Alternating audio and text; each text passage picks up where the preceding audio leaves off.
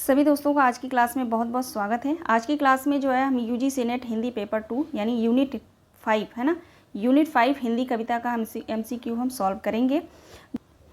देखेंगे आज का पहला प्रश्न, भ्रमर गीत सार के संबंध में असंगत बताना है। आप सभी को जो है भ्रमर गीत सार के संबंध में असंगत बताना है। ऑप्शन ए है सूरसागर के दसम स्कंद में भ्रमर गीत की रचना की गई है, भ्रमर गीत की रचना है। ऑप्शन बी है भ्रमर गीत सार के संपादक रामचंद्र शुक्ल हैं।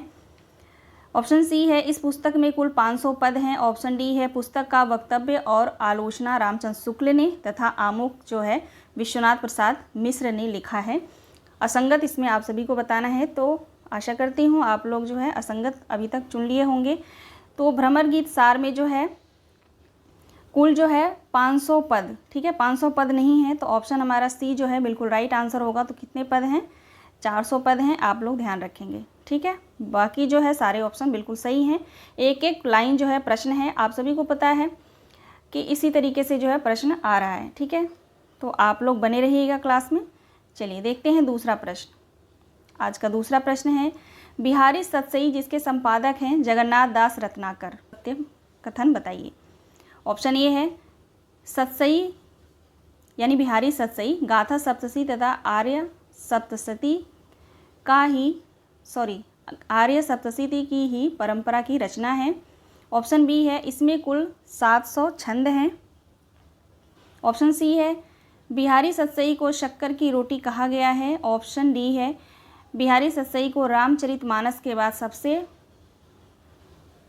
सबसे उत्कृष्ट कृति जो है माना गया है, ठीक है। उत्कृष्ट कृति यहाँ पे रहेगा, ठीक है, या प्रचारित भी कह लीजिए, ठीक है, सबसे प्रचारित कृति माना गया है, या उपरोक्त सभी। राइट आंसर क्या होगा क्वेश्चन नंबर 2 का? राइट आंसर हो जाएगा ऑप्शन ई। ई पता नहीं क्या हो गया आज मुझे, है ना, बोलने मिस्टेक हो रही है मेरे से आज। खैर, तो राइट आंसर हो जाएगा यहाँ पे ऑप्शन ई, ठीक है। चलिए आगे देखते हैं। एक एक लाइन आप लोग ध्यान से पढ़ लीजिएगा, बिल्कुल सही है। यहाँ पे एक बात आप लोग ध्यान रखेंगे, इसमें कुल 700 छंद हैं, लेकिन इसको लेकर जो है कई विद्वानों में मतभेद है, ठीक है। कई जो है 700 मानते हैं, कई जो है 713 छंद भी मानते हैं, ठीक है। तो 713 और 700 दोनों सही है, ध्यान रखिएगा। क्वेश्चन नंबर 3 देखिए। क्वेश्चन नंबर 3 है जायसी ग्रंथावली जिसके संपादक है रामचंद्र शुक्ल की सबसे बड़ी विशेषता कौन सा है? आप सभी को बताना है जायसी ग्रंथावली की सबसे बड़ी विशेषता कौन सी है। ऑप्शन ए है जायसी ने नागमती के विरह का वर्णन किया है। जायसी ग्रंथावली का 30वां खंड जो है नागमती खंड वियोग खंड है।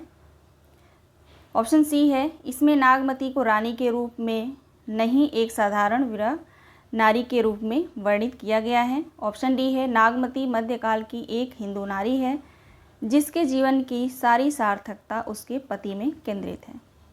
ये सारी विशेषताएं जो है जायसी ग्रंथावली की ही हैं, लेकिन सबसे बड़ी विशेषता जो पूछा जा रहा है वो होगा ऑप्शन सी। इसमें जो है नागमती को रानी के रूप में नहीं बल्कि एक साधारण स्त्री के रूप में, नारी के रूप में जो है वर्णित किया गया है, ठीक है। तो राइट आंसर ऑप्शन सी हो जाएगा। आगे देखेंगे क्वेश्चन नंबर 4। क्वेश्चन नंबर 4 देखिए क्या कह रहा है, मौन भी अभिव्यंजना है जितना तुम्हारा सच है उतना ही कहो। मौन के इस रचनात्मक संदर्भ की अभिव्यक्ति अज्ञेय ने अपने किस काव्य कृति में की है? क्वेश्चन अच्छे से आप लोग पहचान गए होंगे, है ना।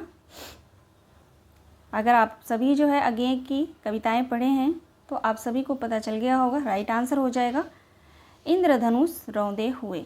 ऑप्शन ए बिल्कुल सही जवाब है, ठीक है। चलिए नेक्स्ट क्वेश्चन देखेंगे। नागमती का विरह वर्णन हिंदी साहित्य का एक अद्वितीय वस्तु है, उपयुक्त कथन किस आलोचक का है? आप सभी को बताना है कि यह कथन जो है किस आलोचक का है। क्वेश्चन नंबर 5 का राइट आंसर हो जाएगा ऑप्शन ए, आचार्य रामचंद्र शुक्ल जी का कथन है यह, ठीक है, ध्यान रखेंगे। अगला प्रश्न देखिए, लेगा कृष्ण वरुण अपोली कठिन विछोह जय ही किमि गोपी। उपयुक्त पंक्ति में आया शब्द अपोली का अर्थ क्या है? आप सभी को बताना है इस पंक्ति में जो अपोली जो शब्द है यहाँ पे, ठीक है, उसका अर्थ क्या होगा? राइट आंसर क्या होगा क्वेश्चन नंबर 6 का। तो अपोली का अर्थ हो जाएगा गायब, ठीक है, गायब होना। ठीक, चलिए आगे देखेंगे क्वेश्चन नंबर 7। क्वेश्चन नंबर 7 देखेंगे, अबहु निठुर आऊ एहि बारा, परब देवारी होई संसारा। प्रस्तुत पंक्ति नागमती वियोग खंड से है, या पंक्ति जो है नागमती वियोग खंड से है, ठीक है, ध्यान रखेंगे। पंक्ति में आया शब्द देवरी, ठीक है, देवरी में कौन सी भाषा है? देवरी में जो है किस भाषा का शब्द है? ठेठ, अवधी, बघेली, ब्रज या राजस्थानी? क्वेश्चन नंबर 7 का राइट आंसर हो जाएगा ठेठ अवधी। नाम से ही प्रतीत हो रहा है ठेठ अवधी, है ना, देवरी। क्वेश्चन नंबर 8 देखिए, भ्रमर गीत सार के संबंध में असंगत बताइए। अच्छा, ये तो क्वेश्चन वही रिपीट हो गया है ना। चलिए कोई बात नहीं, ऑप्शन सी जो है राइट आंसर होगा। 500 पद नहीं 400 पद होंगे इसमें, ठीक है। ये रिपीट हो गया, कोई मेरे ख्याल से अब कोई रिपीटेड नहीं मिलेगा, एक ही था वो, ठीक है, गलती से छूट गया वो। आगे देखेंगे, सूर गोपियों की विशेषता नहीं है। सूर की गोपियों की विशेषता नहीं है। सूर की गोपियाँ जो है कैसी थी? तर्कशील थी, सगुणोपासक थी, या कृष्ण के प्रति प्रेम भावना, या निर्गुणोपासक थी? सूर की गोपियाँ जो है कैसी थी? क्वेश्चन नंबर 9 का डी आंसर जो है बिल्कुल सही हो जाएगा, ऑप्शन डी। निर्गुणोपासक थोड़ी न थी, तर्कशील थी, सगुणोपासक थी, कृष्ण के प्रति प्रेम भावना था, ही आप सभी को पता होगा, ठीक है। क्वेश्चन नंबर 10 देखिए, भ्रमर गीत सार के अनुसार सुफलक सुत कहाँ आया है? सुफलक सुत जो है कहा गया है? कुब्जा को, कृष्ण को, या उद्धव को, या अक्रूर को? ये भ्रमर गीत सार के जो है सभी पात्र हैं, ठीक है। तो क्वेश्चन नंबर 10 का यहाँ पे राइट आंसर हो जाएगा अक्रूर के लिए जो है यह शब्द जो है यहाँ पे कहा गया है सुफलक सुत, ठीक है, ध्यान रखिएगा। अभी ज़रूरी नहीं है कि डायरेक्ट ऐसे ही प्रश्न आएगा, ठीक है, आ भी सकता है, नहीं तो कथन में दे दिए जाएंगे कि भ्रमर गीत सार का पात्र अक्रूर के लिए जो इनमें से कौन से शब्द का प्रयोग हुआ है, ठीक है। तो सुफलक सुत आप ध्यान रखेंगे, ठीक है। क्वेश्चन नंबर 11 देखिए, भ्रमर गीत सार के अनुसार भृंग कीट किसे कहा गया है? भृंग कीट जो है उद्धव को कहा गया है, सुफलक सुत अक्रूर को, और भृंग कीट जो है उद्धव को कहा गया है, ठीक। आगे देखिए, क्वेश्चन नंबर 12, नागार्जुन की कविता कालिदास में किस ग्रंथ का उल्लेख नहीं है? रघुवंशम, मेघदूत, कुमार संभवम, अभिज्ञान शाकुंतलम? मोस्ट इंपॉर्टेंट प्रश्न है। नागार्जुन की जो कविता है कालिदास, उसमें जो है इनमें से किस ग्रंथ का उल्लेख नहीं है? सभी ग्रंथ जो है किसके हैं? कालिदास की हैं, ठीक है। तो इसमें जो है अभिज्ञान शाकुंतलम ये जो ग्रंथ है वो शामिल नहीं है, उसका उल्लेख नहीं है, बाकी तीनों ग्रंथ का है, ठीक है। आप लोग ध्यान रखिएगा, कालिदास सच सच बतलाना, है ना, जरूर पढ़ लीजिएगा आप लोग कालिदास। नेक्स्ट क्वेश्चन देखिए, कालिदास कविता किस काव्य संग्रह में संकलित है? कालिदास कविता जो है किस काव्य संग्रह में संकलित है? तो सतरंगे पंखों वाली में संकलित है, ठीक है, सतरंगे पंखों वाली। अब इसको याद कैसे रहेंगे, क्योंकि कन्फ्यूजन बहुत होता है। कालिदास, ठीक है, कालिदास के जो है सतरंगे पंख हैं, ठीक है, ऐसे ट्रिक बिठा लीजिए, ठीक है। ट्रिक सही तो नहीं है, सतरंगे पंखे उनके तो नहीं हो सकती क्योंकि, है ना, लेकिन आप लोग ट्रिक बिठा लीजिए माइंड में कि कालिदास के जो है सतरंगे पंखे हैं, पंख हैं, तो याद रहेगा। देखिए नेक्स्ट क्वेश्चन देखेंगे, कुकुरमुत्ता कविता के संदर्भ में असंगत बताइए। कुकुरमुत्ता कविता के संदर्भ में असंगत बताइए, संगत बताइए। असंगत और नहीं, ये दोनों ऐसे शब्द हैं जो बार बार पूछे जाते हैं, है ना। तो क्वेश्चन भी इस तरह का मैं ज़्यादातर बनाती हूँ, तो माइंड में वही रहता है, बताइए संगत पूछा है, पूछ रही हूँ असंगत। तो क्वेश्चन नंबर 14 का राइट आंसर हो जाएगा ऑप्शन ई, उपयुक्त सभी, ठीक है। कुकुरमुत्ता कविता के संदर्भ में जो है संगत बताना है, तो देखिए ऑप्शन ए है, कुकुरमुत्ता सर्वहारा वर्ग का प्रतीक है, बिल्कुल राइट आंसर है। कुकुरमुत्ता मूलतः निराला की एक लंबी कविता है। यह कविता 2 खंडों में है, बिल्कुल। प्रथम खंड में कुकुरमुत्ता गुलाब पर व्यंग करता है, और द्वितीय खंड में क्या होता है, कमेंट करके बताइए, आप लोग पढ़े होंगे ज़रूर, ठीक है, बताइएगा आप लोग ज़रूर क्लास देखने के बाद कमेंट करके मुझे आप लोग ज़रूर बताएंगे कि कुकुरमुत्ता का जो दूसरा खंड है, पहले खंड में तो कुकुरमुत्ता गुलाब पर व्यंग करता है और दूसरे खंड में क्या है, ठीक है, ये आप लोग बताइएगा। तो इस क्वेश्चन का राइट आंसर ऑप्शन ई हो जाएगा, उपयुक्त सभी। चलें देखेंगे, नेक्स्ट क्वेश्चन देखेंगे। कुकुरमुत्ता कविता संग्रह में कितनी कविताएं संकलित हैं? कुकुरमुत्ता कविता संग्रह है, ध्यान रखेंगे आप लोग। इसमें जो है 7 कविताएं जो हैं संकलित हैं, 7 कविताएं, ठीक है। आगे बढ़ेंगे, अगला प्रश्न देखेंगे। कामायनी के संदर्भ में असंगत बताइए। कामायनी के संदर्भ में जो है असंगत बताइए। मनु जो है मन का प्रतीक है, ईड़ा बुद्धि की प्रतीक है, श्रद्धा हृदय की, प्रमुख छंद तोटक छंद है। राइट आंसर क्या हो जाएगा क्वेश्चन नंबर 16 का? तो क्वेश्चन नंबर 16 का राइट आंसर हो जाएगा, चलिए आप लोग थोड़ा सोचिए, बताती हूँ फिर। ये तीनों तो बिल्कुल सही है ना। प्रमुख छंद और तोटक नहीं है, ताटंग छंद है, ठीक है, ताटंग छंद, ध्यान रखेंगे। तोटक और ताटंग में बहुत कन्फ्यूजन होता है, ठीक है, तो ताटंग छंद है, ऑप्शन डी राइट आंसर होगा। क्वेश्चन नंबर 17 देखेंगे। कामायनी का 7वां और 9वां सर्ग है, इसमें आपको बताना है कामायनी का 7वां और 9वां सर्ग इनमें से कौन सा है। इस तरह के प्रश्न जो है आते हैं, ठीक है, तो आप लोग ध्यान रखिएगा। कुछ भी पूछ सकता है, 7वां 9वां 5वां 9वां या 8वां 10वां, कुछ भी पूछ सकता है ना। तो कामायनी का सारा सर्ग आपको याद होना चाहिए। एक बार आप लोग रिवाइज कर लीजिए, मैं बोल रही हूँ। चिंता आशा श्रद्धा काम वासना लज्जा, ठीक, चिंता आशा श्रद्धा काम वासना लज्जा, ईर्ष्या ईड़ा स्वप्न संघर्ष निर्वेद, उसके बाद दर्शन रहस्य और आनंद, है ना, लास्ट में आनंद है। तो यहाँ पे राइट आंसर हो जाएगा, राइट आंसर क्या होगा क्वेश्चन नंबर 17 का ए हो जाएगा, ए हो जाएगा, ठीक है। एक बार लिख के दिखा दूँ क्या? चलिए देखिए, चिंता आशा श्रद्धा काम और वासना, काम वासना लज्जा कर्म और ईर्ष्या, उसके बाद ईड़ा, उसके बाद स्वप्न, उसके बाद संघर्ष, है ना, संघर्ष, फिर निर्वेद, फिर निर्वेद हो जाएगा, फिर दर्शन हो जाएगा, फिर दर्शन, उसके बाद रहस्य, उसके बाद आनंद। बिल्कुल 1 2 3 4 5 6 7 8 9 10 11 12 13 14 15 15 है ना, आप लोग खुद गिन लीजिए। तो देख लीजिए, कर्म और ईड़ा जो है बिल्कुल राइट आंसर हो जाएगा। पूछा है मैंने 7वां, तो कर्म यहाँ पे 7वां है और 9वां जो हो जाएगा ईड़ा हो जाएगी, ठीक है। ईड़ा को बहुत बार पूछा गया है, ठीक है, ध्यान रखिएगा, 9वां सर्ग, ठीक है। यहाँ पे थोड़ा सा टाइम लिया, लेकिन जानना ज़रूरी था आप लोगों के लिए। ऑप्शन ए बिल्कुल राइट आंसर है। क्वेश्चन नंबर 18 देखिए। वरदान सदृश हो डाल रही नीली किरणों से बुना हुआ यह अंचल कितना हल्का सा कितना सौरभ से सना हुआ। उपयुक्त पंक्ति कामायनी के किस सर्ग से है?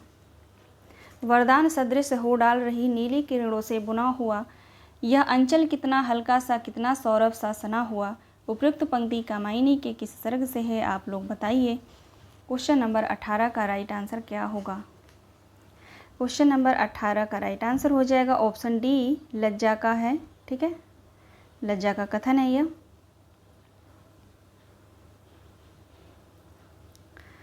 क्वेश्चन नंबर 19 देखिए। मैं बीन भी हूँ तुम्हारी रागनी भी, मोस्ट इंपॉर्टेंट, ठीक है। मैं बीन भी हूँ तुम्हारी रागनी तो आप लोग कई बार पढ़ लीजिएगा, एक एक लाइन पढ़ लीजिएगा उसको, ठीक है। कविता किस काव्य संग्रह में संकलित है? मैं बीन भी हूँ तुम्हारी रागनी भी जो कविता है ये किस काव्य संग्रह में संकलित है? क्वेश्चन नंबर 19 का राइट आंसर हो जाएगा ए, नीरजा, नीरजा में संकलित है, ठीक है। चलिए आगे देखेंगे। अगला प्रश्न है, मैं बीन भी हूँ तुम्हारी रागिनी भी कविता की विशेषता नहीं है। आप सभी को बताना है इनमें से जो है कौन सी विशेषता नहीं है। ऑप्शन ए देखेंगे, इस कविता में महादेवी वर्मा ने आत्मा और परमात्मा के मिलन और प्रेम का वर्णन किया है। ठीक है, अब देखो यही लाइन देके पूछ सकता है ना कि महादेवी वर्मा ने किस कविता में, अपनी किस कविता में आत्मा और परमात्मा के मिलन और प्रेम का वर्णन किया है। ठीक है, तो अब इनकी बहुत सारी कविताएं हैं, नाम दे देगा। ठीक है ना, तो ऐसे भी ध्यान रखेंगे, जो अदर एग्ज़ाम में आप तैयारी कर रहे हैं तो वहाँ पे आपको काम आएगा। ठीक है, क्योंकि यूजीसी नेट के पेपर में तो ये ऐसे ही पेपर आएगा, डायरेक्ट नहीं पूछेगा, ऐसे ही क्वेश्चन आता है।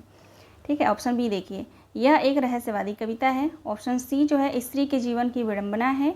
इस कविता पर द्वैतवाद का प्रभाव है। ऑप्शन ई है, इस कविता का प्रकाशन जो है 1934 में हुआ है।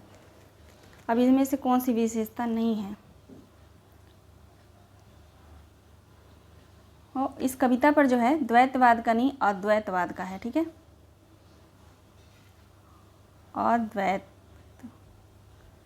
अद्वैतवाद का प्रभाव है। ठीक है, ना कि द्वैतवाद का। तो हमारा राइट आंसर हो जाएगा ऑप्शन डी। क्वेश्चन नंबर 21 देखिए, क्वेश्चन नंबर 21 है, इस प्रलय में मेरा पद चिन्ह जीवन में, शाप है जो बन गया वरदान बंधन में। उपयुक्त पंक्ति किसकी है? महादेवी वर्मा, निराला, पंत, जयशंकर प्रसाद। तो पंक्ति से ही आप लोग पहचान लिए होंगे, यह पंक्ति जो है किसकी है? महादेवी वर्मा जी की पंक्ति है। ठीक है, राइट आंसर ऑप्शन ए हो जाएगा। बहुत सारे क्वेश्चन में पिछले जो 2023 का जो पेपर हुआ था अभी जनवरी में, तो इनमें से बहुत सारे क्वेश्चन मैं करा चुकी हूँ। ठीक है, लेकिन टॉपिक वही है, कविता वही है, तो बहुत सारे क्वेश्चन मैंने लिया है वहाँ से और बहुत सारे क्वेश्चन मैंने बनाया भी है। ठीक है, और भी अगर छूट गया होगा तो मैं नेक्स्ट जो क्वेश्चन सॉल्व कराऊंगी, जिसमें 60-70 प्रश्न होंगे कविता से, उसमें आपका पूरा कंप्लीट हो जाएगा। अगर कुछ छूटा होगा तो उसका मैं देख लूँगी, निश्चिंत रहिएगा आप लोग। ठीक है, चलिए क्वेश्चन नंबर 22 देखिए, उर्वशी काव्य नाटक के संदर्भ में असंगत बताना है। उर्वशी काव्य नाटक के संदर्भ में असंगत बताना है। ऑप्शन ए है, इसका कथानक पूर्वा और उर्वशी के पौराणिक आख्यान से लिया गया है। ऑप्शन बी है, कालिदास ने विक्रमोर्वशीयम की रचना इसी कथा के आधार पर की है। ऑप्शन सी है, उर्वशी की कथा वस्तु 4 अंकों में विभाजित है। ऑप्शन डी है, इस कथा का मूल जो है ऋग्वेद के 10वें मंडल में 8वीं एवं 95वीं सूक्ति में मिलता है। ऑप्शन ई है, इसका प्रकाशन वर्ष 1961 है। तो उर्वशी की जो कथा वस्तु है वो 4 अंकों में कहाँ है? 4 अंकों में नहीं है, 5 अंकों में है ना। तो राइट आंसर हमारा ऑप्शन सी हो जाएगा। बाकी सारे पॉइंट्स बिल्कुल सही हैं। देखेंगे अगला प्रश्न, क्वेश्चन नंबर 23 देखिए, उर्वशी और पुरूरवा। ठीक है, पुरूरवा के पुत्र का क्या नाम था? तो आयु नाम था, ये सभी जानते होंगे, आयु नाम था। क्वेश्चन नंबर 24 देखिए, उर्वशी के तृतीय अंक में किसका संवाद है? उर्वशी सुकन्या का, कि उर्वशी पुरूरवा का, या सुकन्या अपाला का, या रंभा और मेनका का? उर्वशी के तृतीय अंक में, 5 अंक में है उर्वशी, है ना। तो तृतीय अंक में किसका संवाद मिलता है? उर्वशी और पुरूरवा का। ठीक है, क्योंकि मेन पात्र हैं, पूछा जा सकता है, तो आप लोग ध्यान रखिएगा, इनका संवाद जो है तृतीय अंक में है। अगला प्रश्न देखिए, उर्वशी के संदर्भ में सुमेलित कीजिए। सुकन्या चैनवन ऋषि की पत्नी होती है। अपाला जो है उर्वशी की सेविका है। विश्वमना जो है राज ज्योतिषी की पुत्री है। ठीक है, आगे देखते हैं, नटी जो है शास्त्रीय महिला पात्र है, या उपयुक्त सभी? क्वेश्चन नंबर 25 का राइट आंसर हो जाएगा उपयुक्त सभी। ठीक है, उपयुक्त सभी जो है सुमेलित हैं। ठीक है, आप लोग ध्यान रखिएगा, सभी पात्र जो हैं इनकी जो विशेषता यहाँ पे, ठीक है, जैसे सुकन्या चैनवन की ऋषि पत्नी होती है, अपाला जो उर्वशी की सेविका है। ठीक है, तो ये सभी सुमेलित हैं, इनको याद रखिएगा आप लोग, मिलान के लिए आ सकता है। ठीक है, अब यहाँ मैंने कूट नहीं दिया है, ठीक है, क्योंकि उपयुक्त सही है, मेरा उद्देश्य है कि आप सभी जो है जानते रहें। क्वेश्चन नंबर 26 देखिए, रश्मि रथी में कितने सर्ग हैं। आज जो है ना स्कूल में पढ़ाते वक्त मैं बहुत इतना मतलब ज़्यादा आज मुझे बोलना पड़ा है। कुछ बच्चे इतने परेशान करते हैं, इतना ज़्यादा बोलना पड़ा है कि मतलब अब बोल रही हूँ तो मेरी ज़बान जो ऐसे मतलब वो हो जा रही है ना। खैर, रश्मि रथी में कितने सर्ग हैं तो आप लोग जानते रहिए, 7 सर्ग हैं रश्मि रथी में। ठीक है, आगे देखेंगे, छोटा कर लेती हूँ है ना। रश्मि रथी की काव्यगत विशेषताएं हैं, इसीलिए मैंने आगे रश्मि रथी के बारे में मैंने नहीं बताया, क्योंकि मुझे पता है आगे मैंने इसमें सब लिया है इससे प्रश्नों को। ऑप्शन ए देखेंगे, रश्मि रथी दिनकर ने इस खंड काव्य के द्वारा वीर और दानी कर्ण के नायक तो स्थापित किया है। ऑप्शन बी है, इस काव्य का मुख्य कथानक कर्ण समाज के उन व्यक्तियों का प्रतीक है। वीर रस की प्रधानता है। ऑप्शन डी है, इस काव्य में रश्मि रथी नाम जो है कर्ण है। और उपर्युक्त सभी। क्वेश्चन नंबर 27 का राइट आंसर क्या होगा।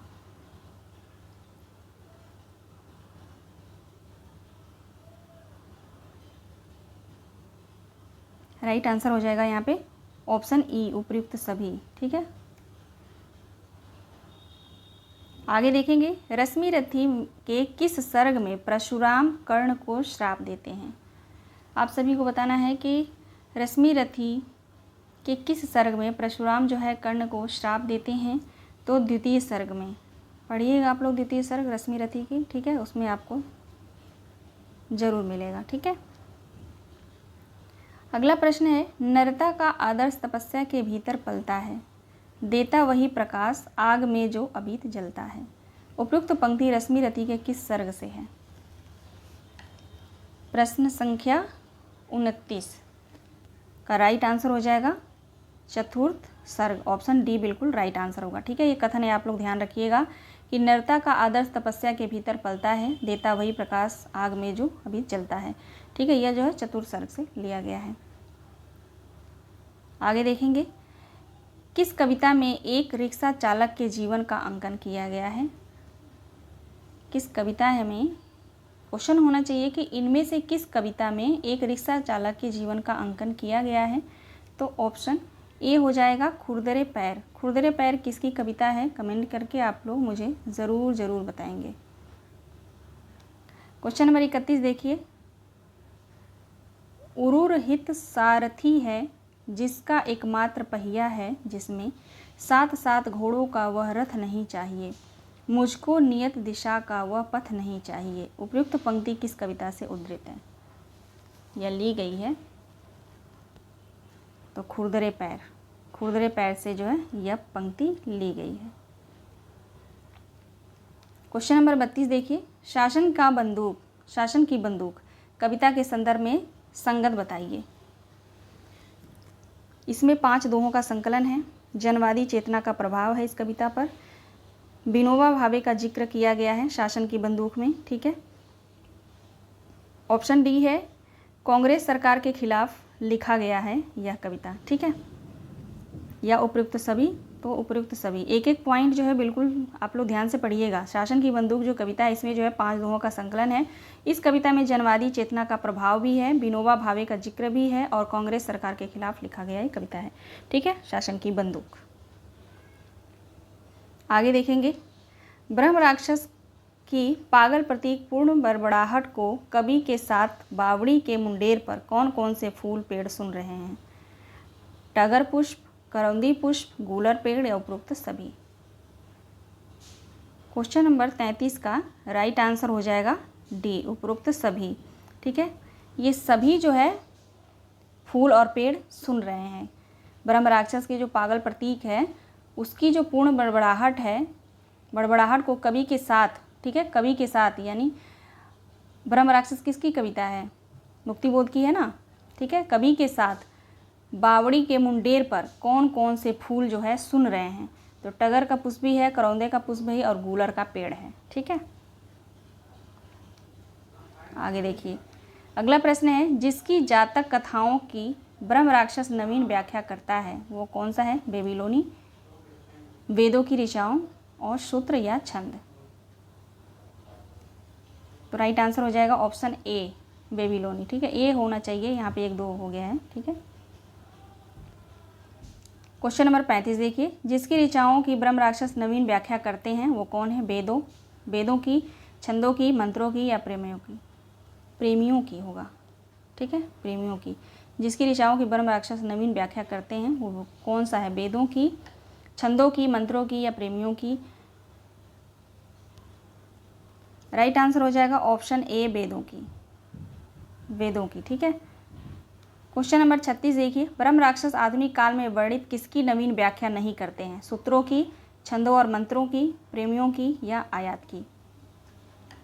तो राइट आंसर हो जाएगा आयात की नहीं करते हैं। ठीक है, क्वेश्चन नंबर 37 पे चलेंगे। क्वेश्चन नंबर 37 है, बावड़ी के मुंडेर पर कुहनी टेक कर बैठे हुए से कौन सा वृक्ष लग रहा है? ठीक है, बावड़ी के मुंडेर पर, ठीक है, ब्रह्म राक्षस कविता के बारे में है ये। ठीक है, बावड़ी के मुंडेर पर कुहनी टेक कर बैठे हुए से कौन सा वृक्ष लग रहा है? टगर, गूलर, कनेर या औदुंबर। यानी इनमें से कौन सा पेड़ जो है बावड़ी के मुंडेर पर ऐसा बैठा हुआ है जैसे लग रहा है कुहनी टेक कर जो है बैठा हुआ है। बहुत अच्छा कविता है, पढ़ेंगे तो बहुत अच्छा लगेगा। ए, टगर। ठीक है, टगर का जो पेड़ है वो, ध्यान रखिएगा ऐसे क्वेश्चन आते हैं। ठीक है, बहुत आसान नहीं है, ये पूछ लेगा तो आप लोग कंफ्यूज हो जाएंगे, इसलिए ध्यान रखेंगे। क्वेश्चन नंबर 38 देखिए, ब्रह्म राक्षस बावड़ी में स्नान करते हुए होठों से क्या उच्चारण कर रहा है? मोस्ट इम्पॉर्टेंट, ब्रह्म राक्षस बावड़ी में स्नान करते हुए होठों से क्या उच्चारण कर रहा है? तो यहाँ पे राइट आंसर हो जाएगा उपर्युक्त दोनों, यानी स्रोत कोई मंत्रोच्चारण या शुद्ध संस्कृति गलियों का ज्वार, ये दोनों हो जाएगा। ठीक है, दोनों। आगे देखेंगे, बावड़ी के पास कैसी गंध निकल रही है? बावड़ी के पास कैसी गंध निकल रही है? तो हरी कच्ची गंध। आगे देखेंगे, बावड़ी के पास किसका पेड़ मौन है? ये सभी ब्रह्म राक्षस के बारे में जो है पूरे प्रश्न को मैंने लिया है, ताकि यहाँ से प्रश्न बहुत बार पूछा जाता है इस तरह का, डायरेक्ट ऐसे ही नहीं पूछा जाएगा, तो मिलान में आ जाएगा, तो याद रखना चाहिए ना आप लोगों को। तो 40 का यहाँ पे राइट आंसर हो जाएगा गूलर। बावड़ी के पास किसका पेड़ है? पेड़ मौन रहता है, मौन खड़ा रहता है, तो गूलर। बावड़ी के पास तारा के समान सघन पुष्प किसे कहा गया है? बावड़ी के पास तारा के समान सघन पुष्प किसे कहा गया है? टगर को, गूलर को, कनेर को या सभी को? तो टगर को कहा गया है। टगर को क्या कहा गया है? सघन पुष्प। क्वेश्चन नंबर 42 देखिए, कनेर का लाल फूल किसका प्रतीक है? कनेर का लाल फूल जो है किसका प्रतीक है? तो खतरे का, खतरा। ठीक है, ऑप्शन सी बिल्कुल राइट आंसर है। अगला प्रश्न देखेंगे, ब्रह्म राक्षस अति बौद्धिक एवं श्रेष्ठ होकर भी क्यों असफल हो गया? ज्ञान का अभाव था इसलिए, अनुभव का अभाव था इसलिए, या व्यावहारिकता का अभाव था, या नैतिकता का अभाव था? ब्रह्म राक्षस अति बौद्धिक था और श्रेष्ठ होकर भी, यानी अति बौद्धिक और श्रेष्ठ होकर भी क्यों असफल हो जाता है? तो व्यावहारिकता का अभाव के कारण। ऑप्शन सी बिल्कुल राइट होगा। क्वेश्चन नंबर 44 देखिए, निम्न में से कौन अपने प्रतिरूप से युद्ध नहीं कर रहा? सिद्धांत। राइट आंसर हो जाएगा सिद्धांत। ब्रह्म राक्षस किसके द्वारा निर्मित बौद्धिक कैद भुगत रहा है? ब्रह्म राक्षस किसके द्वारा निर्मित बौद्धिक कैद भुगत रहा है? तो स्वयं के द्वारा जो है भुगत रहा है। ठीक है, अभी तक जो है हमने ब्रह्म राक्षस के बारे में पूरा, मैंने जो भी प्रश्न बनते थे मैंने करा दिया। ठीक है, क्वेश्चन नंबर 46 देखिए, कस्तूरी मृग अपने पर कैसे चिढ़ता है। कस्तूरी मृग अपने पर कैसे चिढ़ता है, यानी कस्तूरी मृग जो होता है ना ब्रह्म राक्षस कविता में, अभी उसी से है, ठीक है। नहीं, बादल को घिरते देखा है, उसमें कैसे चिढ़ता है अपने आप पे, क्योंकि उसकी, अच्छा पूरा प्रश्न ही ऑप्शन में आ गया है। खुशबू को ढूंढता है, ठीक है, खुशबू नहीं मिलती है इसलिए वो चिढ़ता है, क्योंकि खुशबू जो है उसको उसकी अपनी नाभि से आती रहती है। कस्तूरी मृग जो रहता है, खुशबू जो है उसकी नाभि से आती है और वो खुशबू को जो है ढूंढता है चिड़ चिड़ के कि कहाँ से आ रही है, ठीक है, ढूंढना चाहता है, मिलता नहीं है तो चिढ़ता है, ठीक है। तो इसको काट दीजिएगा यहाँ से, है ना, बस होगा खुशबू को ढूंढता है इसलिए चिढ़ता है, ठीक है। ऑप्शन ए राइट आंसर होगा। क्वेश्चन नंबर 47 देखिए, कवि ने किन्नर और किन्नरियों की परिकल्पना क्यों कैसे की है। मान्यता है कि वे स्वर्ग में निवास करते हैं। ऑप्शन बी है पुण्यात्मा किन्नर बनते हैं, पुण्यात्मा जो होते हैं वो किन्नर बनते हैं। ऑप्शन सी है हिमालय की शुभ्रता देखकर, या हिमालय में अत्तुंग शिखर देखकर।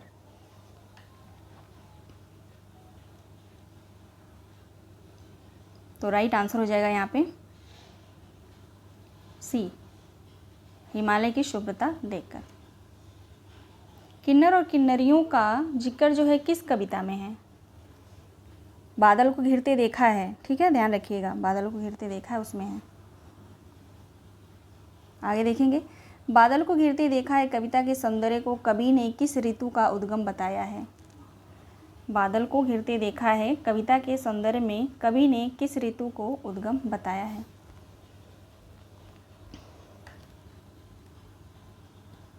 राइट आंसर हो जाएगा ऑप्शन ए पावस का, ठीक है, पावस ऋतु को बताया है।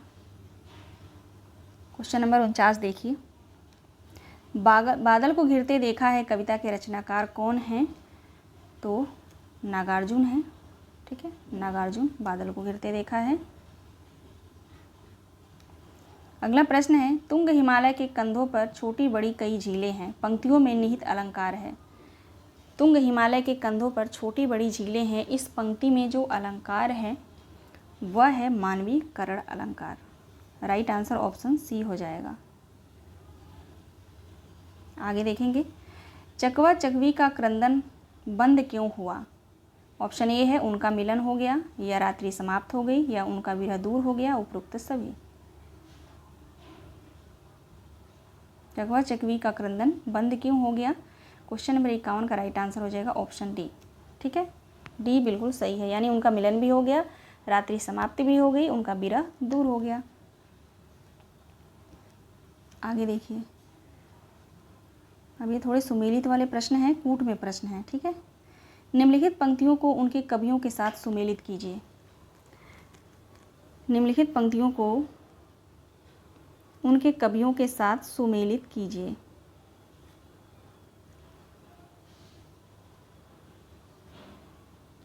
ठीक है, चलिए देखते हैं। कितना अकेला हूँ मैं इस समाज में, यह पंक्ति किसकी है।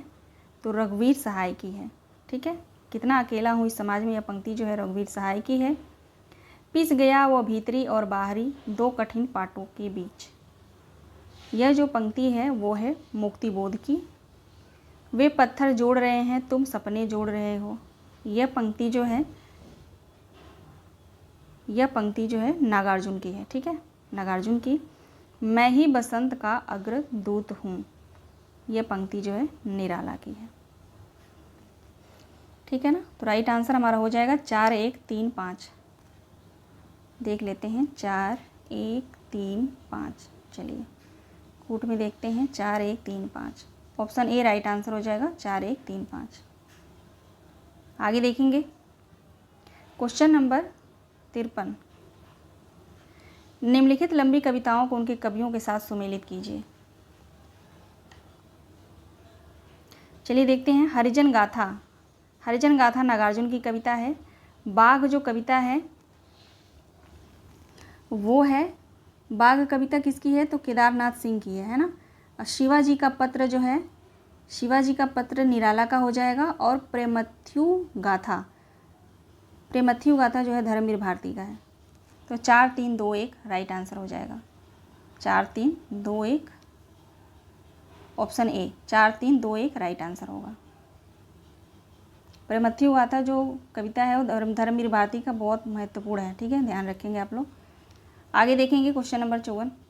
यह अभिनव मानव प्रजा सृष्टि द्वैता में लगी निरंतर ही वर्णों की करती रहे वृष्टि। ये काव्य पंक्तियाँ किस कवि की हैं?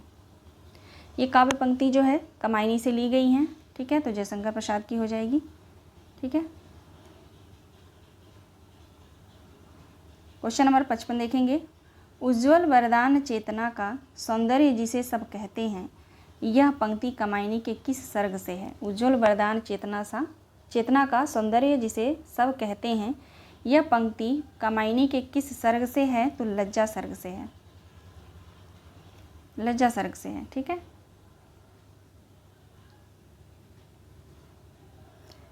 ये क्वेश्चन मुझे छोटा करना पड़ेगा, ठीक है। चलिए देखते हैं। निम्नलिखित पंक्तियों को उनकी कृतियों के साथ सुमेलित कीजिए।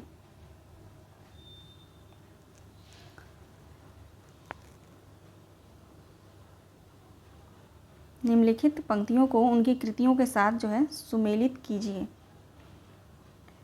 तो आप लोग एक बार देख लीजिए क्वेश्चन को ठीक से, ठीक है। चलिए देखते हैं। अब अभिव्यक्ति के सारे खतरे उठाने होंगे, तोड़ने होंगे मठ और गढ़, है ना, ऐसी ही है कविता ये। तो इसका राइट आंसर हो जाएगा, ये किस कविता से है? तो अंधेरे में, जो नागार्जुन की कविता है अंधेरे में। और हंस पड़ा गगन व शून्य लोक, हंस पड़ा गगन व शून्य लोक, ये कविता जो है कमायनी से है पंक्ति, ठीक है, कविता कह रही हूँ, ये पंक्ति जो कमायनी से है। स्थिर समर्पण है हमारा, स्थिर समर्पण है हमारा, ये नदी के द्वीप से है। और आप अपने से उगा मैं, आप अपने से उगा मैं, यह जो पंक्ति है वो है कुकुर मुत्ता से, ठीक है, उगा मैं। तो यहाँ पे राइट आंसर हो जाएगा 2 1 4 3, 2 1 4 3। देखिए ऑप्शन सी राइट आंसर हो जाएगा, 2 1 4 3। अगला प्रश्न देखेंगे। ढलमल ढलमल चंचल अंतल, झलगल झलगल तारा, पंक्ति में मुख्यतः वर्णन है नदी की धारा का, नीले आकाश का, चांदनी रात का, साड़ी के आंचल का। ये जो है कबीरदास की पंक्ति है, कबीर की, ठीक है। तो ये पंक्ति जो है इसका अर्थ है यहाँ पे नदी की धारा का। राइट आंसर ऑप्शन ए हो जाएगा। देखिए क्वेश्चन नंबर 58। निम्नलिखित पात्रों को उनके काव्यों के साथ सुमेलित कीजिए। निम्नलिखित पात्रों को उनके काव्यों के साथ सुमेलित करना है। तो चलिए देखते हैं।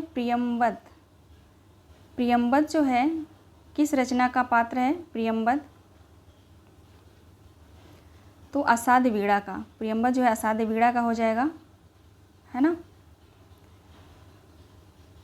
और कमला जो है प्रलय की छाया, और सीनरी जो है उर्वशी, और नचकेता आत्मजयी। राइट आंसर हो जाएगा यहाँ पे 4 1 2 3, है ना। ऑप्शन बी राइट आंसर हो जाएगा, 4 1 2 3। पात्रों को आप लोग ध्यान से लिख लीजिएगा, नहीं पता हो तो अलग से, ठीक है। राम की शक्ति पूजा का यौगिक प्रक्रिया का स्रोत क्या है? वेदांत है, योग वशिष्ठ है, या नव वेदांत है, या हठ योग है? 59 का राइट आंसर क्या होगा? नव वेदांत होगा, ठीक है। राम की शक्ति पूजा का यौगिक प्रक्रिया का स्रोत अगर पूछा जाए तो नव वेदांत लगाएंगे, वेदांत नहीं लगाएंगे, ठीक है। वेदांत जो है कंफ्यूज करने के लिए आ जाएगा, नव वेदांत याद रखेंगे। कूट में प्रश्न है। निम्नलिखित काव्य छंदों को उनके प्रयोक्ता कवियों के साथ सुमेलित कीजिए।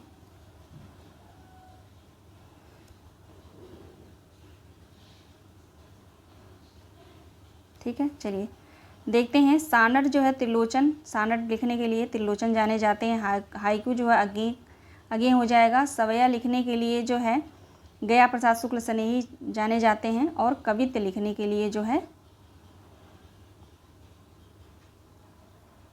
हाँ अयोध्या सिंह उपाध्याय हरिऔध हो जाएंगे, ठीक है। तो राइट आंसर हो जाएगा यहाँ पे 2 1 3 4, 2 1 3 4। राइट आंसर हो जाएगा ऑप्शन डी 2 1 3 4। पहला प्रश्न है हमारा, बीन भी हूँ मैं तुम्हारी रागिनी भी हूँ कविता के संदर्भ में कौन सा कथन सही नहीं है? नहीं को हटा दीजिए, ठीक है। मैं बीन भी हूँ तुम्हारी रागिनी भी कविता के संदर्भ में कौन सा कथन सही है? ठीक है। ऑप्शन 1 है, इस कविता में महादेवी वर्मा जी ने आत्मा और परमात्मा के मिलन और प्रेम का वर्णन किया है। ऑप्शन दूसरा है, पुरातन स्वर्ण काल याद करने से कविता का आरंभ करता है। तीसरा ऑप्शन है, स्त्री के जीवन की विडंबना का अंकन है इस कविता में कविता का अंत निराशावादी है। ठीक है, इस कविता का अंत निराशावादी है। पांचवा ऑप्शन है, इस कविता में मैं आत्मा के रूप में है। राइट आंसर क्या होगा? क्वेश्चन नंबर 1 का राइट आंसर क्या होगा? क्वेश्चन नंबर 1 का राइट आंसर हो जाएगा ऑप्शन ए 1 3 5। 1 3 5 राइट आंसर हो जाएगा। ठीक है, अब देख लेते हैं जो गलत है वो क्यों गलत है। दूसरा ऑप्शन गलत है। ठीक है, ये जो है परिवर्तन कविता से लिया है मैंने इस ऑप्शन को। ठीक है, पुरातन स्वर्ण काल याद करने से कविता का आरंभ होता है, ये जो है परिवर्तन कविता से है। ठीक है, तो ये भी इसको ऑप्शन को आप लोग ध्यान रखिएगा। और चौथा ऑप्शन क्यों गलत है? कविता का अंत निराशावादी है। ठीक है, तो इस कविता का निराशावादी अंत नहीं है। फिर विकल है प्राण मेरे जो कविता है उसका जो अंत है वो निराशावादी है। ठीक है, तो इसलिए 2 ऑप्शन गलत हो जाएंगे। राइट आंसर 1 3 5 होगा। सी ऑप्शन राइट आंसर हो जाएगा। ठीक है, यहाँ पे नहीं रहेगा। ठीक है रहेगा। ठीक है ना, तो 1 3 5 राइट आंसर है। ठीक, चलिए आगे देखते हैं दूसरा प्रश्न है, यह मंदिर का दीप इसे नीरव जलने दो कविता किस काव्य संग्रह में संकलित है? नीरजा, सांध्य गीत, निहार, दीपशिखा। बताएंगे क्वेश्चन नंबर 2 का राइट आंसर क्या हो जाएगा? दीपशिखा होगा।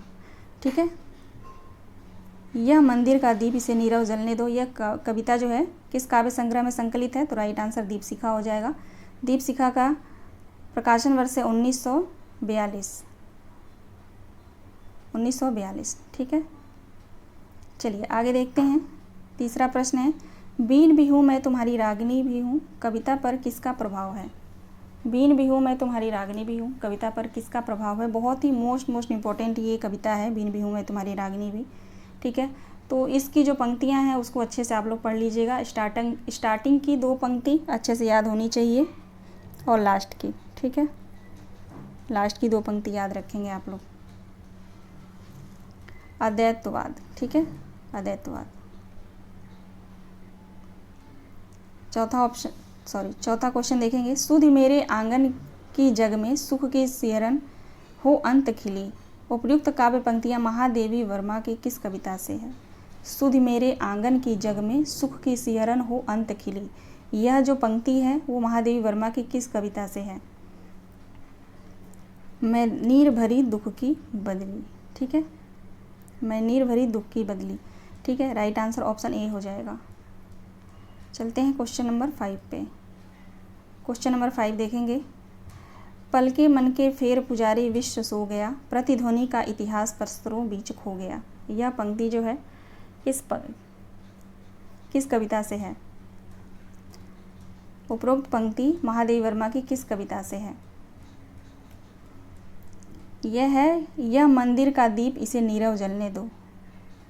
यह मंदिर का दीप इसे नीरव जलने दो, इस कविता से जो है यह पंक्ति को मैंने लिया है। ठीक है, तो महत्वपूर्ण है, इसको याद रखिएगा आप लोग।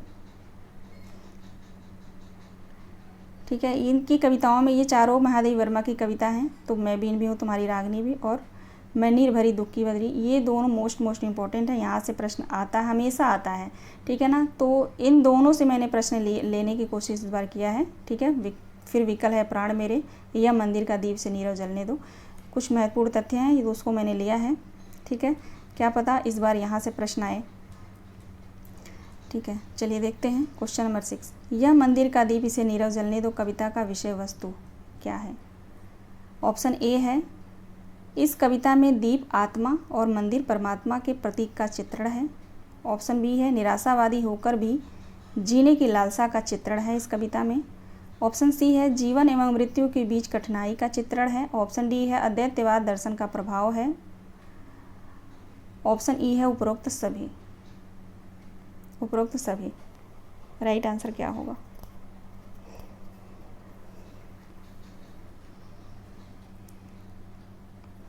राइट आंसर हो जाएगा उपरोक्त सभी। ठीक है, ई ऑप्शन सही जवाब है।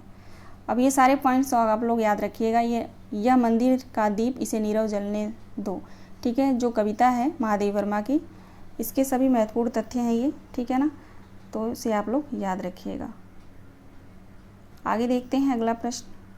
मैं नीर भरी दुख की बदली फिर विकल है प्राण मेरे, कविता किस कविता संग्रह में संकलित है?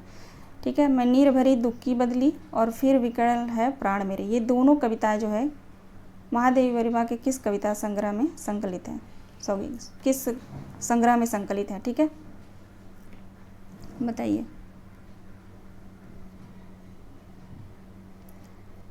राइट आंसर क्या होगा?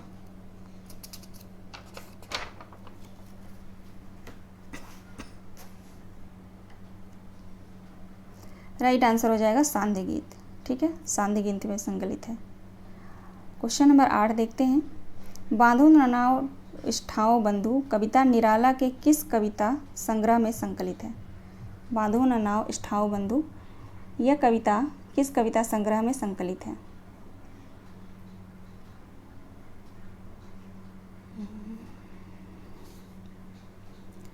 ऑप्शन ए अर्चना। ठीक है, इसका प्रकाशन वर्ष है 1950। ठीक, चलिए आगे देखते हैं। प्रकाशन वर्ष के अनुसार निम्न में से कौन सी कविता असंगत है? प्रकाशन वर्ष के अनुसार जो बताना आप सभी को कौन सा असंगत है, किसका प्रकाशन वर्ष जो है यहाँ पे असंगत है? कुकुरमुत्ता 18 नहीं रहेगा, 19 रहेगा। ठीक है, 1944, अर्चना 1950, परिमल 1930, अनामिका 1938। राइट आंसर क्या होगा?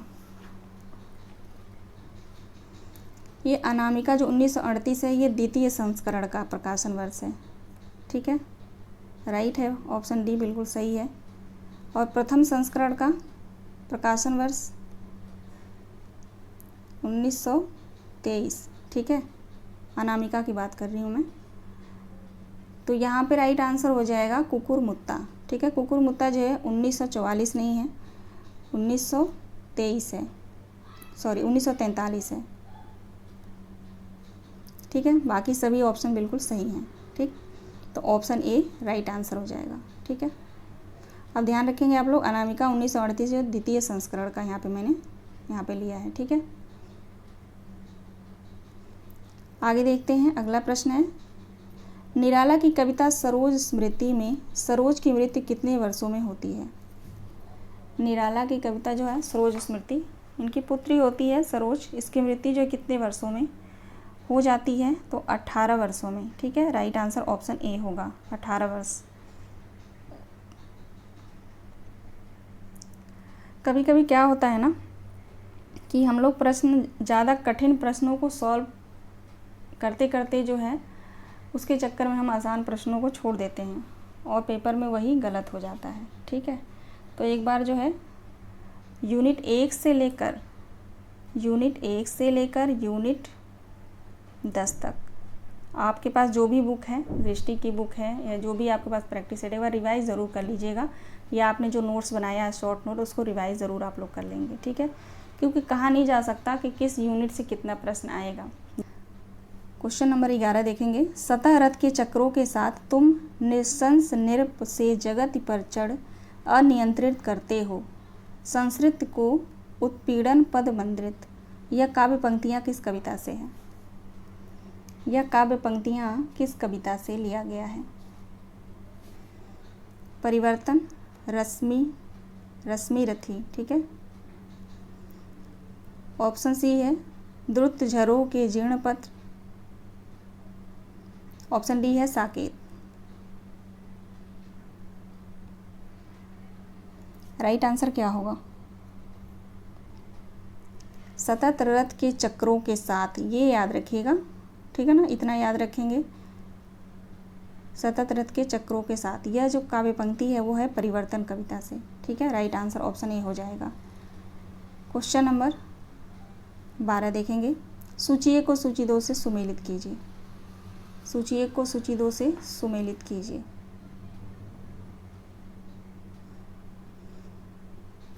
ये इधर जो है कविता दी गई है, कविता इधर काव्य संग्रह दिए गए हैं। कौन सी कविता किस काव्य संग्रह में संकलित है? ठीक है, तो चलिए देखते हैं। मनुष्य हूँ युगधारा में संकलित है। ठीक है ना। अकाल और उसके बाद, अकाल और उसके बाद ये जो है सतरंगे पंखों वाली, इसमें संकलित है। यह दीप अकेला, यह दीप अकेला बावरा अहेरी में संकलित है।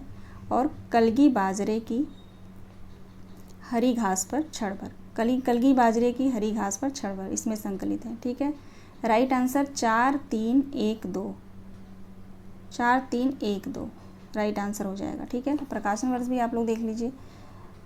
बावरा अहेरी का प्रकाशन वर्ष है 1954।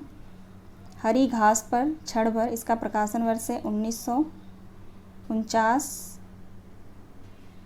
सतरंगे पंखों वाली 1959। युगधारा 1953। ठीक है, तो राइट आंसर हमारा ऑप्शन ए हो जाएगा। प्रकाशन वर्ष भी आप लोग याद रखेंगे। चलिए आगे देखते हैं। अगला प्रश्न है, हंसाने वाली यह कविता मैंने बड़ी तकलीफ से लिखी थी। मैं पैसों को कोई महत्व तो नहीं देता, पर पैसा बीच बीच में अपना महत्व स्वयं प्रतिष्ठित कर लेता है। यह संवाद किस कविता के लिए आया है? किस कविता से यह संवाद है बताइए। गीत फरोश, सतपुड़ा के घने जंगल, भूल गलती या अंधेरे में? किस कविता के लिए यह संवाद है? तो गीत फरोश से है।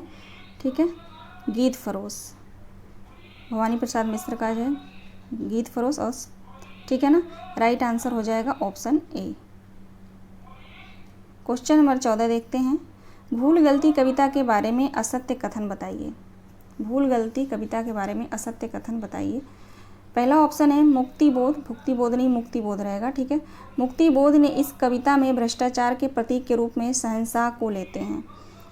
बी ऑप्शन है यह आकार में उच्च कोटि की कविता है। ऑप्शन सी है इस कविता में फैंटेसी का प्रयोग हुआ है। ऑप्शन डी है यह कविता चांद का मुंह टेढ़ा 1964 में संकलित है। चांद का मुंह टेढ़ा का प्रकाशन वर्ष 1964। ठीक है, इसमें संकलित है ये कविता। बताइए राइट आंसर क्या होगा।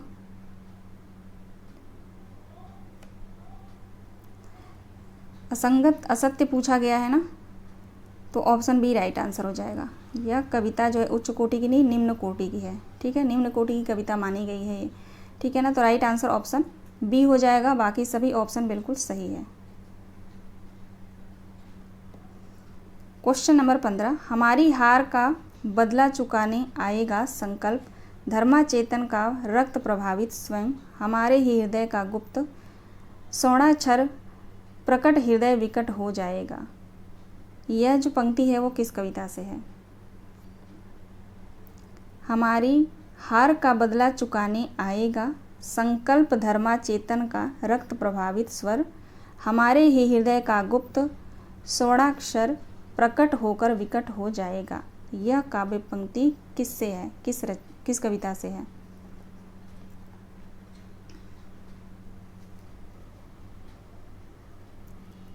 भूल गलती कविता से है। ठीक है, भूल गलती कविता से। आगे देखते हैं। अगला प्रश्न है, भूल गलती कविता नक्सलवाड़ी के संदर्भ में, एक मिनट रुक जाइए,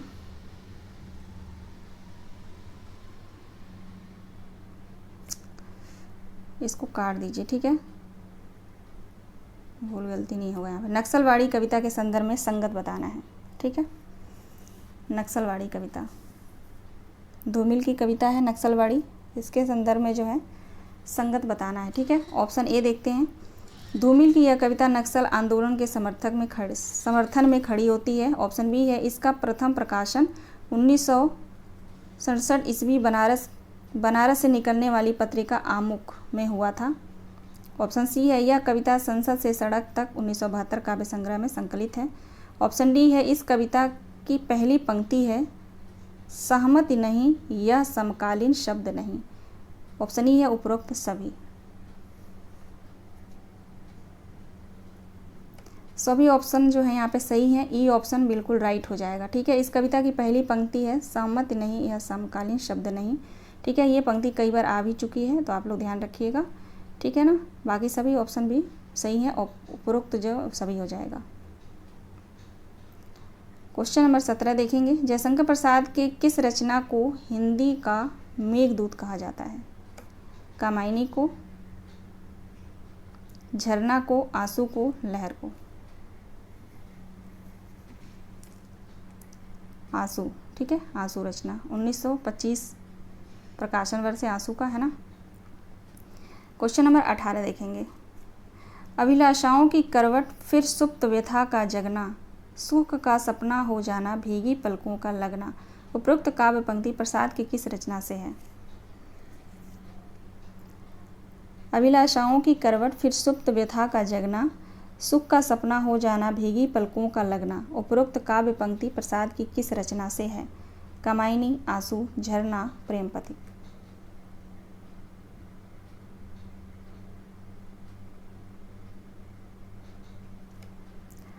आंसू से। ठीक है, राइट आंसर ऑप्शन बी हो जाएगा, आंसू। अगला प्रश्न है। भयभीत सभी को भय देता, भय की उपासना में विलीन, प्राणी कटुता को बांट रहा, जगती को करता अधिक दीन। उपरोक्त काव्य पंक्तियाँ कामायनी के किस सर्ग से हैं? उपरोक्त काव्य पंक्तियाँ कामायनी के किस सर्ग से हैं? लज्जा सर्ग, श्रद्धा सर्ग, इड़ा या चिंता?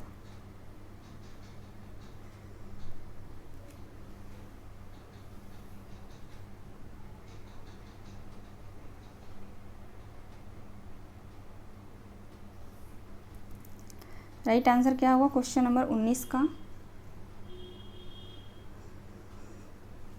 यह काव्य पंक्ति जो है इड़ा सर्ग से है। ठीक है, कामायनी में 15 सर्ग हैं टोटल, इड़ा सर्ग से यह पंक्ति है। ठीक है, भयभीत सभी को भय देता। अगला प्रश्न है। सूची 1 को सूची 2 से मिलान कीजिए। सूची 1 को सूची 2 से मिलान कीजिए।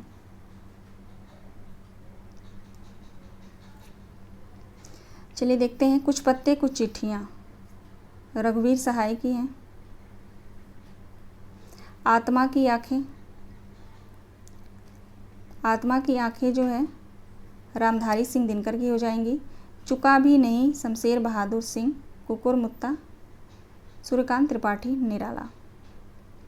राइट आंसर ऑप्शन ए हो जाएगा। ठीक है,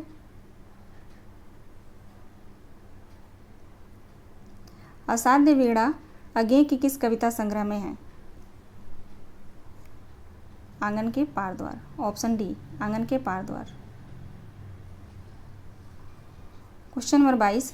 सहमति नहीं, यह समकालीन शब्द नहीं, इसे बालिगों के बीच चालू मत करो। यह पंक्तियाँ किस कविता से है? तो नक्सलवाड़ी से है। यह भी मैंने पढ़ाया आप लोगों को, है ना, नक्सलवाड़ी का जो वहाँ पे विशेषता मैंने बताया था। आगे देखते हैं। Question number 23। निम्नलिखित काव्य ग्रंथों का सही अनुक्रम क्या होगा? निम्नलिखित काव्य ग्रंथों का सही अनुक्रम क्या होगा? सबसे पहले उदिता आएगा। नहीं, एक मिनट रुक जाइए। सबसे पहले चिंता,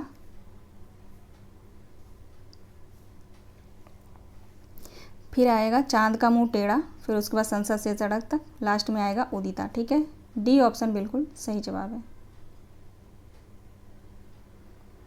अगला प्रश्न है। सुंदरता का आलोक स्रोत है फूट पड़ा मेरे मन में, जिससे नवजीवन का प्रभात होगा फिर जग के आंगन में। उपरोक्त पंक्तियों के रचयिता कौन हैं? यह पंक्तियाँ किसकी हैं? Question number 24। सुंदरता का आलोक स्रोत है फूट पड़ा मेरे मन में, जिससे नवजीवन का प्रभात होगा फिर जग के आंगन में। सुमित्रा नंदन पंत की पंक्ति है। ठीक है, क्वेश्चन नंबर 25। बच्चन सिंह के अनुसार परिवर्तन कविता से संबंधित सही तथ्य कौन से हैं? ऑप्शन 1 है जीवन की संकुलता और परिवर्तन की द्वंद्वात्मकता ने इस कविता के रूप विधान को जटिल और प्रभावशाली बना दिया है। दूसरा ऑप्शन है परिवर्तन में एक ही लय का प्रयोग किया गया है। और तीसरा ऑप्शन है इसमें कहीं कहीं संस्कृत की तत्सम शब्दावली का भी तत्सम शब्दावली के द्वारा परिवर्तन के भयंकर उपागर का चित्रण किया गया है। ऑप्शन डी है कभी परिवर्तन का स्वागत करना नहीं चाहते।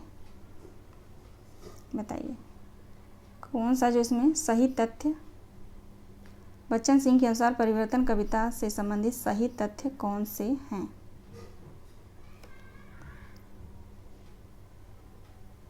कूट में प्रश्न होगा, वही मैं सोचूं। बताइए राइट आंसर क्या होगा।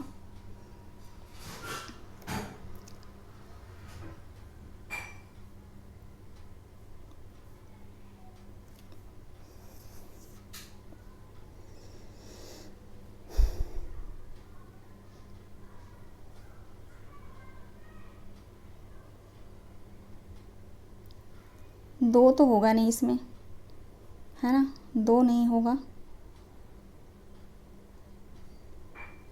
एक और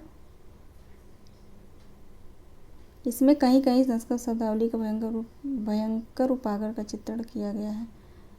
एक और तीन राइट आंसर होगा। ठीक है, कभी परिवर्तन का स्वागत नहीं करना चाहते, क्यों, करना तो चाहते हैं, है ना, तो एक और तीन राइट आंसर हो जाएगा। ठीक है, एक और तीन राइट आंसर है। ठीक है, इस क्वेश्चन को एक बार देख लीजिएगा आप लोग, लेकिन एक और तीन ही राइट आंसर है। ठीक है, कभी परिवर्तन का स्वागत करना नहीं चाहता है, क्यों नहीं चाहता है, यहाँ पे दिया है चाहता है। ठीक है, तो यहाँ पे सही तथ्य पूछा गया है ना, तो सही एक और तीन हो जाएगा, सी ऑप्शन। ठीक है,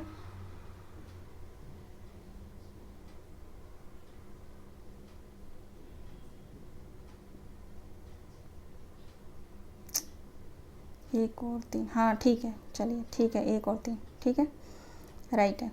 आगे देखते हैं क्वेश्चन नंबर 26। प्रकाशन वर्ष के अनुसार आगे की निम्नलिखित रचनाओं का सही अनुक्रम क्या होगा। 26 का राइट आंसर क्या होगा, चलिए देख लेते हैं। प्रकाशन वर्ष, इत्तेलम का प्रकाशन वर्ष है 1946। ठीक है, हरी घास पर क्षण भर, इसका प्रकाशन वर्ष है 1949। आंगन के पार द्वार 61। कितनी नावों में कितनी बार, कितनी नावों में कितनी बार 1967। ठीक है, तो राइट आंसर ऑप्शन सी हो जाएगा, है ना। क्वेश्चन नंबर 27 देखेंगे। शिरीष न फिर गिरी वन में, जितना मांगे पतझड़ दूंगी मैं इसे निज नंदन में, कितना कंपल तुझे चाहिए ले मेरे स्तन में। उपयुक्त काव्य पंक्तियाँ किस रचना से हैं। रश्मि रथी, राम की शक्ति पूजा, साकेत, उर्वशी। शिशिर, है ना, शिशिर न फिर गिरी वन में, जितना मांगे पतझड़ दूंगी मैं इस निज नंदन में, कितना कंपन तुझे चाहिए ले मेरे स्तन में। यह काव्य पंक्तियाँ किस रचना से ली गई हैं।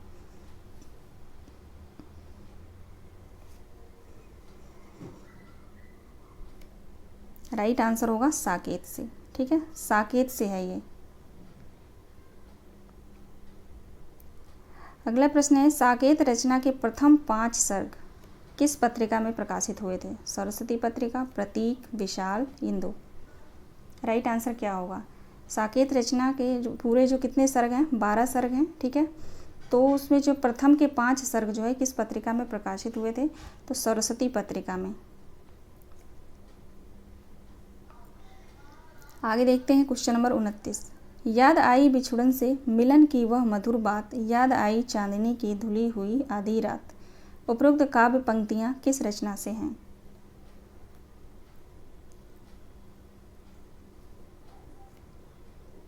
जूही की कली। ठीक है, राइट आंसर ऑप्शन बी हो जाएगा, जूही की कली। आज का लास्ट प्रश्न है, निम्नलिखित में शासन की बंदूक कविता के संदर्भ में सही नहीं है। शासन की बंदूक कविता के संदर्भ में सही नहीं है। ऑप्शन ए है, कवि शासन के खिलाफ गैर समझौतावादी रुख अपनाता है। ऑप्शन बी है, इस कविता में विनोबा भावे का जिक्र है।